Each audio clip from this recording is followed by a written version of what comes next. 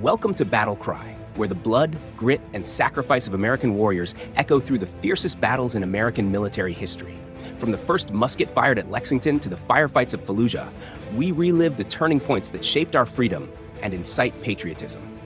Stand tall, stand proud. The story begins now.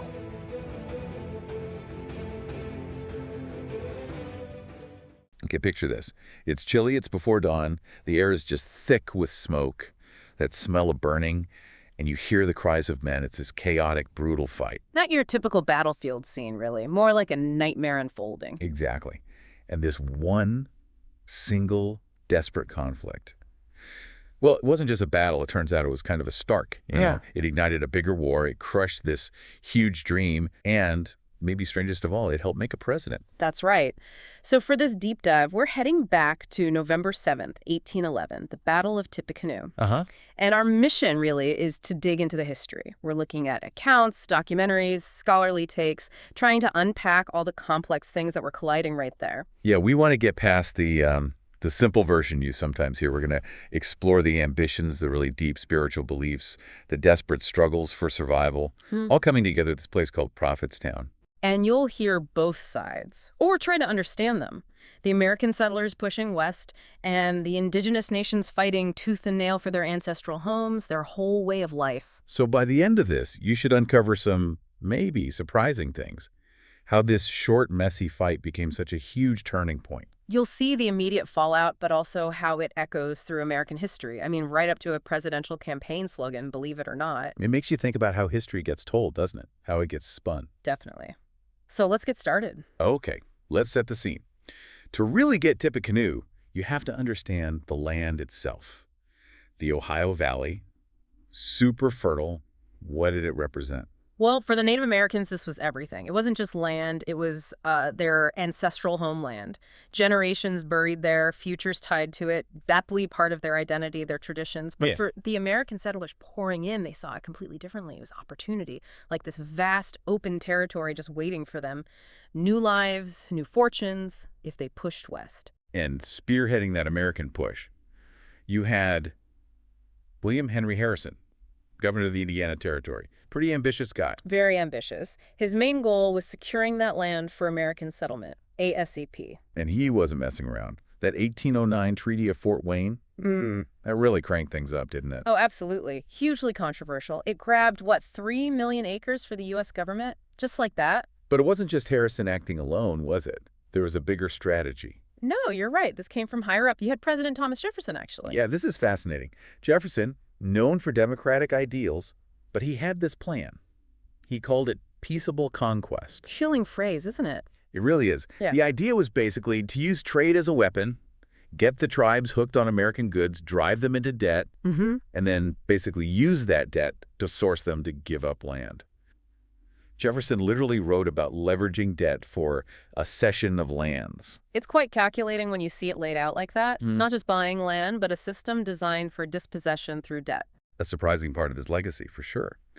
So facing this pressure, this strategy, what happened on the Native American side? Well, a powerful resistance started to build, really centered around two Shawnee brothers. Tecumseh, they called him the Shooting Star, known as a great warrior, a skilled diplomat. Okay. And his younger brother, Tenskwatawa, he was known as the Open Door, or more famously, just the Prophet, a very charismatic spiritual leader. Now they had this huge idea, right? A pan-Indian confederacy. Exactly, a unified front. Their core belief was that land belonged to all tribes in common. So it couldn't be sold off piece by individual tribes without everyone agreeing. Universal consent. It's a radical idea, especially then. Yeah. And Tenskwatawa, the prophet, his movement, what was that about? It was a spiritual revival, but also deeply political. He preached a forceful return to traditional ways. Reject everything American, the influence, the alcohol, the goods, the materialism. Embrace self-reliance. He even famously told followers to kill their hogs. Kill their hogs. Because hogs were seen as an American import, a symbol of that dependence, not part of their traditional ways. It was a really powerful symbolic act of kind of cultural independence. Oh, okay. So where did this movement take root? Prophetstown, that became the heart of it all, strategically located near where the Wabash and Tippecanoe rivers meet. Good. And it grew fast. It became this sizable village, communal, self-reliant. People came from all over Shawnee, Kickapoo, Potawatomi, Winnebago, Sauk, Wyandot, Ottawa, loads of different tribes. A real symbol of that pan-Indian dream. Some sources say a few hundred structures, others mention thousands of people at its peak. So you have this growing, unified indigenous community at Prophetstown. How's Harrison reacting to all this? Is he just worried about, like, a military threat, or is it more complicated? It's definitely both. Militarily, sure, he sees Prophetstown and Tecumseh's growing influence as a direct threat to American expansion. But you hit it, it was also deeply political for him, personal ambition. Harrison wanted Indiana to become a state, and he wanted to be its governor. To do that, he needed more land cleared for settlers, needed to show he could control the territory. Prophetstown, this symbol of resistance, was standing right in his way. Okay, so the pressure's building. Things got really tense in 1810, didn't they? Yeah. That meeting between Tecumseh and Harrison at Grouseland, Harrison's place. Yeah, that meeting was explosive. Basically, Tecumseh lays it out. Nullify the Treaty of Fort Wayne, give back the lands. He argues again for the common ownership idea. In Harrison. Harrison basically scoffed at it, ridiculed the idea. He insisted each tribe could sell its own land. Things apparently got so heated, Tecumseh reached for his tomahawk, Harrison drew his sword. Whoa. It nearly came to blows right there, and Tecumseh didn't back down. He told Harrison, point blank, if the lands aren't returned, we'll ally with the British, and he wasn't bluffing. That's a serious threat and a crucial moment. So the next summer, 1811, Tecumseh heads south. Right, a strategic move. He went to recruit more allies, Muskogee, Choctaw, Creek, Chickasaw tribes, trying to broaden the Confederacy. And he actually told Harrison he was leaving and asked him not to cause trouble. He did. He asked Harrison for no mischief while he was gone, which, in hindsight, was maybe a strategic mistake. Why is that? It sounds almost honorable in a way. It left an opening. Tecumseh was the military and political strategist. With him gone, Prophetstown was under the leadership of Tenskwatawa, the prophet.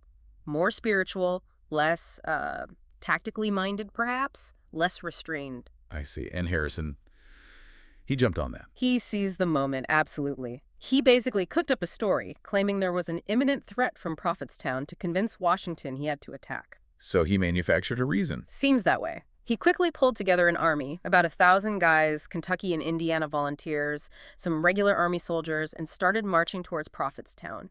Late October, 1811. Okay, so Harrison's army shows up outside Prophetstown. When was this? November 6th, 1811, they arrive on the edge of the village. And Tenskwatawa is in charge now. What does he do? He actually agrees to meet Harrison the next day and calls for a ceasefire until Tecumseh gets back. But Harrison didn't trust that. Not at all. He was deeply skeptical. So he sets up camp nearby on a ridge near a creek called Burnett Creek, made it defensible, or so he thought. And he took precautions, right? Like telling his men to sleep fully clothed, weapons ready. Yeah, sleep with your guns, basically. And he kept these huge bonfires going all night. For light, supposedly. Which, ironically, might have just perfectly silhouetted his soldiers against the firelight. Could be. And what's interesting is, despite some of his officers suggesting it, he didn't build any fortifications. No earthworks, no barricades, just relied on the high ground, maybe overconfidence, or maybe he wanted a fight. So, the stage is set. Tecumseh's away. Harrison's army is camped right there. Tenskwatawa makes a huge call, doesn't he? He does, and it went against Tecumseh's explicit warnings not to attack before he returned. But Tenskwatawa, perhaps feeling the pressure, or maybe overconfident himself? Or maybe influenced by others. I read somewhere that some Ho-Chunk warriors might have pushed for it. That's true. Some accounts suggest that maybe they initiated it, sort of forcing his hand. Whatever the reason, Tenskwatawa rallied his warriors for a preemptive strike that night, November 6th, going into the 7th. And he gave them assurances. Spiritual ones. Yeah, big ones. He promised them his magic would protect them, bullets wouldn't hurt them, they'd be invisible to the Americans. A massive promise. Wow. Okay, so the attack happens when... Before dawn on November 7th, around 4:30 a.m., the warriors moved silently, surrounded the camp. And there was that close call with Harrison himself. Amazing story. Apparently some warriors specifically targeted his tent, trying to assassinate him. But he happened to have switched horses, maybe visiting another part of the camp. Pure luck, maybe. They missed him. Incredible. So the battle kicks off. How did it unfold? Pure chaos, by all accounts. Lasted about 2 hours. It was brutal, close quarters, fighting in the dark, and then the dim morning light. Which parts of the camp were hit hardest? The southern flank took a heavy hit. That's where the Indiana militia, the Yellow Jackets, were positioned. Their commander, Captain Spear Spencer, was killed trying to rally his men, shot multiple times. And on the northern side, Major Joseph Hamilton Daves led a countercharge, but he was mortally wounded too. The native warriors used everything muskets, but also spears, clubs, tomahawks. Real guerrilla tactics in the dark. And the Americans? Mm-hmm. They were caught by surprise, but how did they respond? They were definitely surprised, but they recovered fairly quickly. Their advantage was disciplined musket fire, volleys, and just sheer firepower. Better training, perhaps, in that kind of set-piece defense. So eventually the attack falters. Yeah. As daylight broke, the warriors started running low on ammunition. Their numbers were dwindling, and the element of surprise was long gone. They had to withdraw. Did Harrison's troops pursue them? They did. Pushed them back from the camp area, and grimly, some accounts mention Harrison's soldiers scalping some of the fallen native warriors afterwards. A brutal part of warfare back then. What were the losses like? Significant. For the Americans, about 188 casualties total. 62 killed, 126 wounded. And for the native forces? The numbers are estimates, naturally harder to pin down, but probably around 50 to 65 killed and maybe 70 to 80 wounded. So after the battle, what happened to Tenskwatawa? His promises hadn't exactly worked out. No, they hadn't. The warriors were devastated, disillusioned. They felt betrayed. They confronted Tenskwatawa, accused him of deceit. His spiritual authority just crumbled. There was essentially a vote of no confidence, and Prophetstown was abandoned almost immediately. And Harrison? What did he do next? The very next day, November 8th, he ordered Prophetstown burned to the ground, total destruction. Everything. Everything. All the buildings, structures. They destroyed huge amounts of stored food, like 5,000 bushels of corn and beans, critical winter supplies, and they even desecrated the village cemetery. That's incredibly harsh. More than just military necessity, it feels like. A psychological blow. Absolutely. Wiping it off the map, symbolically and literally. So the battle's over. Prophetstown is destroyed. How was this seen back in the States? Was it immediately hailed as a great victory for Harrison? You know, it's interesting. Not initially, no. Some of the first newspaper reports were actually critical of Harrison, questioned his tactics, the high casualties. Some even framed it as more of a draw or even a defeat, given the losses. Really? So how did it become Harrison's great victory? Harrison himself. He was very aggressive in controlling the narrative. He wrote reports, gave statements, really spun it as a decisive triumph against savage hordes, emphasizing the bravery of his men, downplaying the costs. He's a good PR man for himself, then. Extremely effective. He managed to turn that messy, costly battle into the foundation of his reputation. Old Tippecanoe was born from his own storytelling, essentially. Okay, so Harrison's spinning it as a win. What's the actual impact on Tecumseh's Confederacy? Prophetstown is gone. Tenskwatawa is discredited. Is the movement finished? It was definitely a huge blow. It fragmented the Confederacy for a time, and Tenskwatawa lost almost all credibility as a leader. But, ironically, the attack itself had another effect. Which was? It basically proved Tecumseh's point to many tribes who were maybe on the fence. It convinced them that the Americans were aggressive, that they wouldn't stop pushing. So in a way, it actually fueled more anger and resolve, driving more warriors towards Tecumseh. So it backfired on Harrison in that sense. To a degree, yes. Tecumseh even came back and partially rebuilt Prophetstown later. He wasn't finished. The resistance continued, maybe even more fiercely for a while. And this battle, Tippecanoe, Yeah. how does it connect to the bigger picture, the War of 1812? It's seen as a direct trigger, really, or at least a major contributing factor. The U.S. used the battle and the British-made weapons found on some warriors as proof that Britain was inciting the tribes against them. Adding fuel to the fire for war hawks in Congress. Exactly. And for Tecumseh, the gloves were off. After Tippecanoe, he openly allied with the British. He fought alongside them throughout the early stages of the War of 1812, played a key role in some early British successes, like capturing Fort Detroit. He remained a major figure then, right up until His death. He was killed in 1813 at the Battle of the Thames, fighting again against William Henry Harrison's army. His death was really the death knell for that grand vision of a unified, independent Native American nation east of the Mississippi. What happened to Tenskwatawa the Prophet after all this?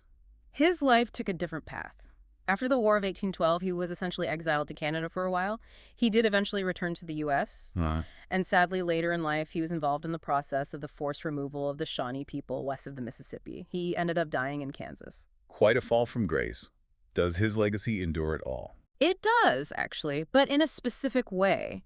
His spiritual teachings, separate from the failed military predictions, still hold meaning for some Shawnee people today. They're seen as important for cultural identity, language preservation. So a complex legacy, definitely not just the failure at Tippecanoe. And Harrison. We know the battle gave him a nickname.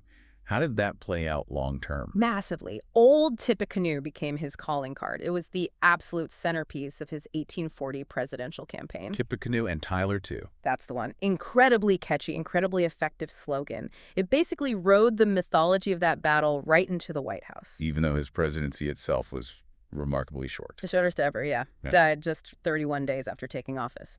But the slogan, built on that battle nearly 30 years earlier, got him there. So looking back at Tippecanoe, what are the broader takeaways? What does it tell us? Well, it really highlights those ongoing themes of indigenous resistance against settler colonialism, doesn't it? You see the fight for land, for sovereignty, for cultural survival laid bare. Sources often point to it as a stark example of those pressures, and it connects to the ongoing struggles even today for human rights, treaty rights, cultural preservation.